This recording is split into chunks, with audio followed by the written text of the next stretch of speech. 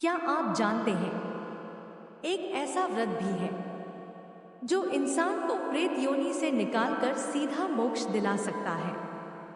क्या सिर्फ एक दिन का व्रत जन्मों जन्मों के पापों को समाप्त कर सकता है?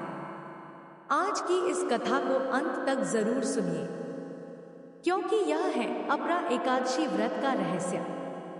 नमस्कार, आज हम सुनेंगे अपरा एकादशी की पवित्र कथा, जो भगवान विष्णु को समर्पित है और जिसका फल अपार बताया गया है। प्राचीन समय की बात है। महिष्मती नगरी में एक धर्मपरायण और न्यायप्रिय राजा राज्य करता था, जिसका नाम था महिध्वज।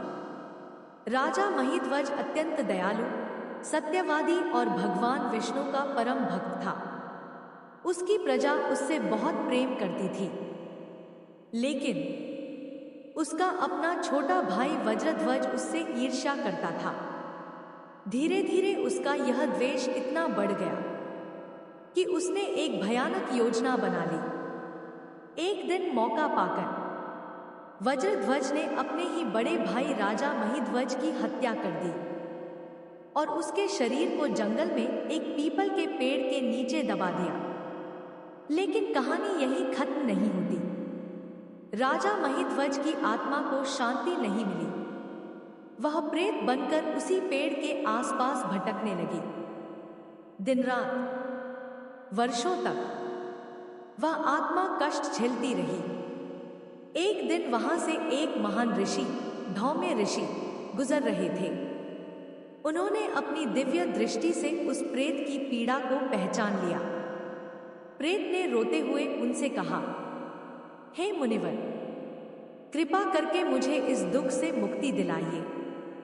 ऋषि ने ध्यान लगाया और जाना कि यह कोई साधारण आत्मा नहीं, बल्कि धर्मात्मा राजा महिध्वज है। तब ऋषि धौम्य बोले, हे राजन, तुम्हारी मुक्ति का एक ही उपाय है, अपरा एकादशी का व्रत।